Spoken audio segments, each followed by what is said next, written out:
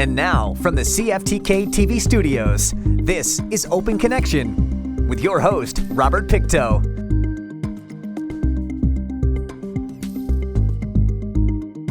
Welcome to Open Connection. I'm your host, Robert Pictou. Our show today comes to you from the traditional and unceded territory of the Tsimshian people. Social media marketing for small businesses is all about being strategic. While enterprise companies have the luxury of dedicated resources and time, small businesses need to be more agile, nimble, and creative. We begin today's Open Connection with Dina Layer of Graham Acres. Right now we're developing the website, so you wouldn't find a website, but you would find us on Facebook and on Instagram. And we try to capture, funny moments, on the farm or what we're doing, what we're producing. And a lot of people are where do you get your energy? I'm like, I don't watch TV, don't have time for TV. Google's my friend to find how to fix something or how to make something, but that's about it. Otherwise it's I was even walking in today, making sure the cows had water. I'm like, oh, the raspberries are coming up. Okay, kids, go get the raspberries. So it's just it's busy time. I'd like for the community of Terrace to have access to fresh milk. So that will be down the road. That's our future plan, is to make sure that we can produce and process fresh milk so it's not getting shipped off to the Lower Mainland. So we keep it local. And then, that's sort of the plan down the road. So the process, I think we don't want to produce. We don't want to get so big that we're having to hire people. That's not our goal. It's really about having the ability to work on the farm as a family and to reap the benefits and then sell what we can to the community. But for those who want to get involved, definitely, it's a lot of work up front. Don't get me wrong. It was countless hours researching and working with the various stakeholders, the BC Centre for Disease Control, the Northern Health Authority, Ministry of Agriculture, getting all those processes in place first. But it is worth it. I would hope, my vision is that, someone said, you can't do that, you're too far north. And I said, oh, Brad and I are like, watch us. We're going to do this. And we hope that we can be sort of that benchmark for more people to consider producing processing in the north. Because the more that do, then we bring that food security and sovereignty back to our communities. So we're not relying on the Lower Mainland and elsewhere to get our food. We can produce it all here. Yeah, because that's what happened with COVID. Remember when the trucks couldn't make it through? Right, or the flood in Abbotsford. When that happened in Abbotsford, I phoned my colleague at the Ministry of Agriculture and I just said, oh my gosh, are they having to dump the milk in Smithers? And she said, yeah. So all these producers had to dump their milk daily. They couldn't sell it, they couldn't consume it. They had to dump it because it couldn't get down to the Lower Mainland to be processed. And that is such a shame, especially in this day and age when we have such limited access to food, local food, that we aren't able to utilize what we grow just in our backyards. So it's really important that we bring back the whole idea of producing, processing. In this day and age when technology and all these things are becoming so prevalent in our day-to-day, we need to get back to getting our hands dirty in the soil, planting our seeds, getting our chickens, producing our own eggs. Everyone should have a couple chickens in their backyard. Everyone should have a garden box or two, and just bringing it back to that seasonality and having some skin in the game, if you will, or dirt in the game. This is the goat scape. I just made this yesterday. Goat scape. Or scapegoat. Okay. Right? And so this is the plain with some fresh garlic scapes from the garden. We'll do that one second because it's garlic and you won't taste anything after Well, eating. it keeps the vampires away. Right? Oh, it's not. Right? And anyone you're hanging out with. Yeah. Open Connection will be right back after these messages. And now, from the CFTK-TV studios, this is Open Connection with your host, Robert Pictou. Thank you for staying with us. Cheese cultures are a group of specific bacteria strains that are combined in order to make a particular type of cheese. All cultures accomplish the same basic tasks. They're Their primary function is to raise the acidity level of milk by absorbing the lactose, a natural sugar found in milk, and transforming it into lactic acid. Let us return to the conversation as Gina shares what happens when you get a bad culture. As a cheesemaker, I was in there this morning before I went on the farm just to see how it was coming together, and it smells so good. It's like, oh, I love it. So I'm in there and I'm looking at, okay, how much whey is on top? Is there a whey on top? Has the curd formed? Yeah, but then there's like bad batches, like back in the day when I was making it in my own kitchen. I didn't realize that one of my cultures was contaminated with coliform, which is E. coli. It got contaminated, and every time I made the cheese with this one culture, I would call it, it would blow. It basically just got air bubbles in it, and it was like a sponge. Don't recommend that. That is really gross. Like, you just look at it, you're like, that is not consumable. And so I think like having a degree in food science, which I have, has been very helpful in producing cheese. I'm like, oh, that is not safe to consume. That goes in the, I won't even feed that to pigs. That's in the trash. So there's just like certain things to like watch for, like, but in the commercial kitchen that we've created, it's like as sanitary as all out. The ceilings, the floor, everything is like spray hose down, and then it's sanitized 7 ways from Sunday. And so there's like very little risk for contamination. Okay. Yeah, do you want to try the scape? Sure. Kind of worried that you're not. Oh gosh! Oh, I don't want to be like having you ask me questions when I'm talking. Oh no, my I'm mouth okay, full. good, because I didn't know whether it's like. Oh gosh, no! I'll start eating it. I eat it all day. All right, so here is the goat scape. Okay. This was made yesterday. And smells garlicky. Yes, just. And that's all I smell. I don't smell goat. You shouldn't smell good. Okay. I think our tagline's going to be, it's goat cheese, but it's not goaty. So and in all reality, if you didn't tell someone, you say this is cheese. This is fresh cheese. Then I guess remove that stigma, lack of a better word. Oh yeah, people will come up, I'm not into goat cheese. That's okay, you don't have to be into goat cheese. But give it a try. And oftentimes they'll come back, well, that didn't last in my, thank you. So cheddaring is much different. So with the chev, it's a very gentle process because it's a really gentle, fresh cheese. When you're doing cheddaring and such, you have to add in, there's different temperatures that you add in the different cultures, and then you heat it up. And so what that heating up does is it takes the curd, once it's formed, and it squeezes out really through heat all of the way so that it becomes really firm. You can't add milk back into it. That's not going to fix anything. That's just going to make a really wet mess. I think that's called cottage cheese. So with cheddaring, then once you like squeeze out all, then you're going to let it settle down in the whey, like having the whey kind of give it the pressure. And then you put it into a press, and then you press it even more to squeeze out every ounce of whey. So when you look at on a cheese package, the moisture content is going to be like 32%. On a fresh cheese like this, there's more whey in it, and it's at about 65 to 68%. And so that's the difference between a fresh, soft cheese and an aged cheddar, where basically every ounce of whey is removed. Open Connection will be right back after these messages. And now, from the CFTK-TV studios, this is Open Connection with your host, Robert Pictou. Welcome back to Open Connection. According to the National Library of Medicine, cancer-related healthcare costs are rising in Canada. The most recent estimate of total costs of cancer care in Canada is $4.4 billion. Given limited financial resources, funders of cancer care struggle to provide patients with the best therapies.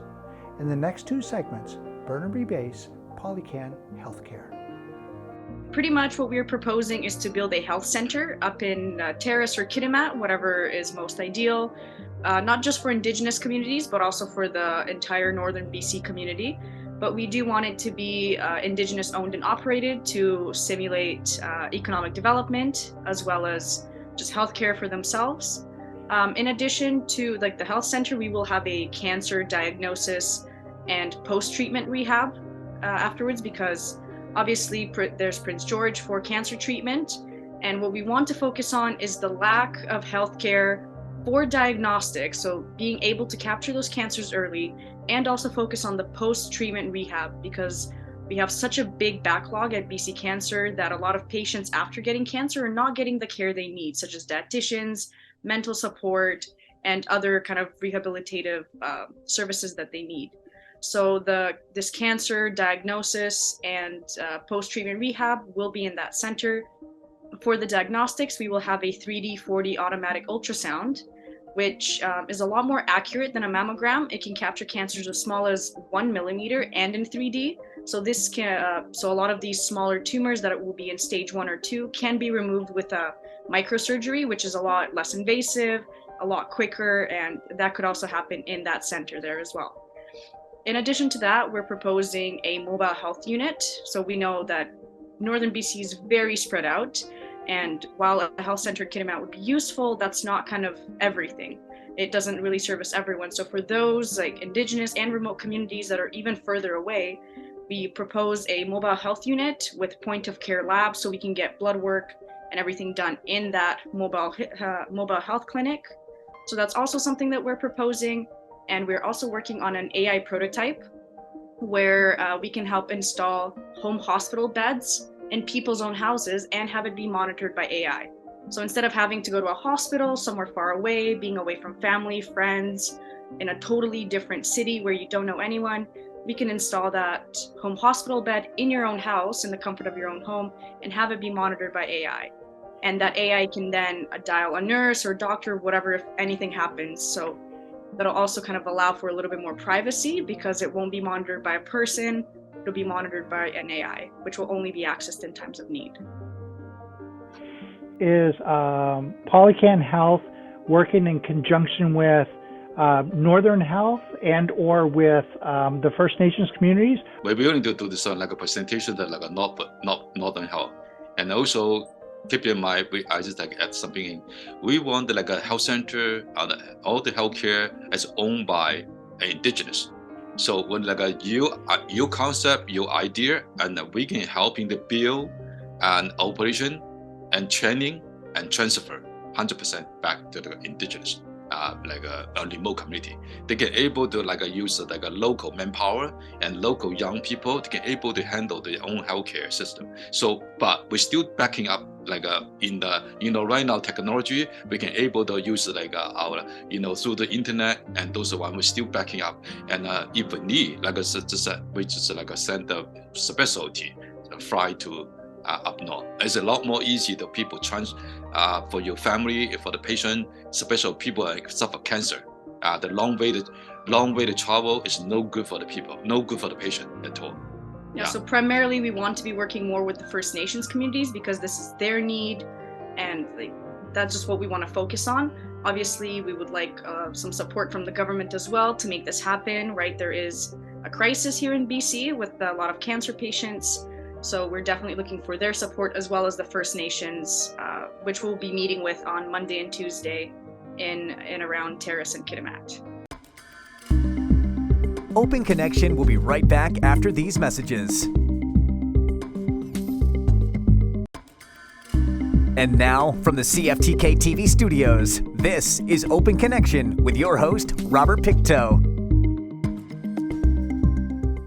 Many public and private sector organizations across Canada are interested in developing productive and profitable relationships with Indigenous communities. In this final segment of Open Connection, President and CEO Andrew May, MD, shares the advantages partnering with Indigenous communities. We build a health center, start from the one nail, one break to start like a we know if we can go to like a city, apply for the permit, may take a time. But if we have a self-government, or maybe like a First Nation, we have their own land, they don't need to go through the like whole kind of stuff. Okay, maybe they're very fast. This is like I done something at UBC, 2 months, 3 months, you can start. Yeah. So yeah, if we have money, of course, your funding you have to be come. If a funding come, actually they can start anytime because you need like just like a site designing anything. Put like if you don't need a special custom design, we can use what the design we use right now, and adapt in. That means like make things more easy, quickly. Yeah. 3 So months. kind of for just to give you a benchmark, this Polycan Health Center here in Burnaby, they first got the go-ahead, I believe, in 2019, and then they opened the doors in later 2020. So even that was still about year and a half, which that would be pretty much worst case scenario, because we had to go through all the permits and everything for this facility here. So by doing it on First Nations land and with First Nations people, this could definitely be sped up a lot more. Also pandemic though. Yeah, and the pandemic did not help. So What would be the cost? And that actually could almost be deployed even quicker? Yeah, depends. Like a mobile unit, the one like so satellite. What we do, like you need like a fixed center and a satellite out. Those kind of maybe depend. If we just put an ultrasound and lab tech, like a point of care lab, it's like a price different than put MRI and mammo, because the installation different. You can get a semi chop, but this one you make sure they have like a license like by Canada, government Canada. So because they have like a radiation protection, they have like those clean room, anything like a requirement, and it's such so many regulation inside for those kind of mobile lab, and we can custom build, and also we can buy something like on custom design one. You probably cost it like about roughly about $2 million, $1 to $2 million each. Yeah, and depends the what kind of equipment inside. Yeah. If we want to fully furnish and equip it with all of the equipment that Dr. Mai was talking about, that would be a bit closer to 4 million, with nurses and doctors and everything. Yeah. But like if we kind of keep it on the lower side, it could be about 2.5 million. The tough part about having that mobile health unit before the health center is that there's going to be no base for that mobile health unit. It's going to be very difficult to restock and do all those different things and like maintenance. And it would be a little bit more difficult if we don't have kind of like a doctor or like a center for the people to get their treatment. So we're not sure if we do want to have that mobile health unit come first, but obviously if the communities are super interested in that and don't want to wait for the health center, that's something that we can make happen. Are you going to be looking to train maybe local technicians to do that, to get hands, kind of boots on the ground here in the north? We believe here in the BOTT model that Dr. Mai was talking about, so build, operate, training, and transfer. And we really want to help support those remote and indigenous communities. So we're very open to training any local staff, like members of the community that want to learn. And we know, especially with indigenous communities, they don't really like having outsiders kind of doing all that medical stuff. So it would be incredibly helpful. We would actually prefer to train people from the communities in order to kind of make everyone more comfortable, bring more knowledge, economic development, and kind of really make sure that the health center and mobile unit are completely yours, right? In that sense. Also, I'd like a reminder a bit. Okay, so for culture the issue. So yeah, we like to training our First Nation people to get able to do the job. Like they know how. Okay, because like I come from Hong Kong. Okay, I'm a background Chinese. Okay, so the culture is different. Like some people like want to talk, some people don't want to talk. Some people want to just speak like their own person, like their own people, Okay, so this way we can helping training like indigenous young the professional. Make sure they qualify. Also, we're backed by university, Simon Fraser University, which is have like a medical, the dean of a medical school yesterday. He also Dr. Strasser. He and she, they both like a dean and vice dean, and they both like support like a training model for our young people and helping handle the healthcare. Yeah. So like for the short term, we can definitely train technicians and whatnot to help operate those units. And in the long run, by working together with SFU Medical School, we could even have people from those communities be doctors, be like family GPs, whatever you need. So we do have that coming in the long run as well. But yes, for the short term, we'll definitely train all those technicians and make sure that as many of the staff as possible are from the communities and from the indigenous nations.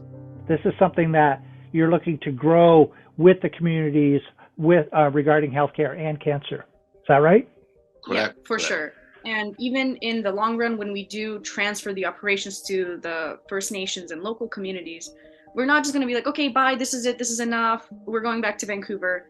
We will provide continuous support as needed. For example, if there's like a slight shortage of doctors or technicians or whatnot, like we're able to step in and help support that. So we won't be hands off completely, unless the First Nations would like us to be, but we are there to offer long-term support. One thing that we are also kind of trying to develop that's still a bit in the early stages is having more of a virtual hospital.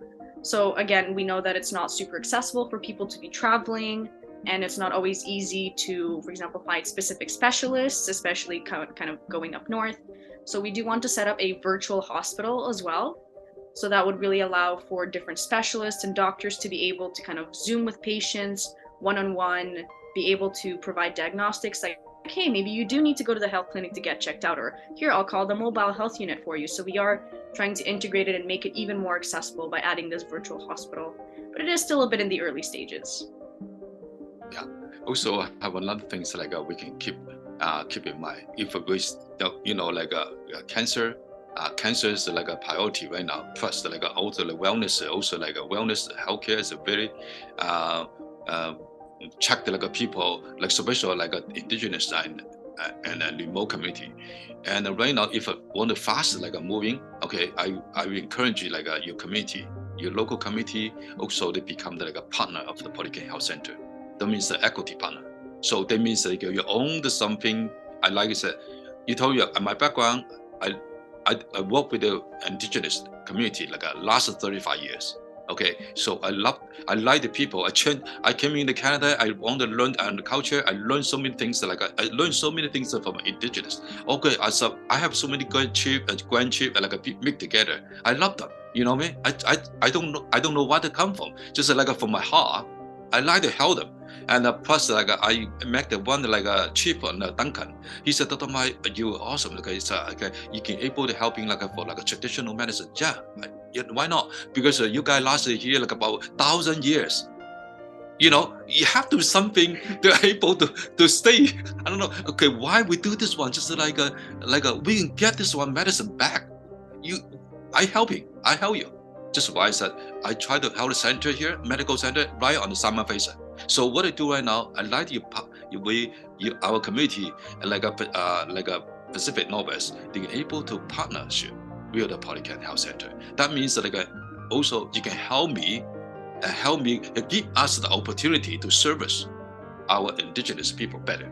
Yeah, we really want to call for the local communities and First Nations to really think about what they need, and by becoming our partners, their needs will be at the forefront, right? No matter how much research and everything we do, the communities know best what they need, and we're here to help with that. So for example, if they want more emphasis on cancer, more emphasis on the mobile health unit or the virtual hospital, whatever, we're open to doing that. So we really encourage different communities to become our partners and really be part of this building process, get that equity right in from the beginning, and eventually obtain the full transfer.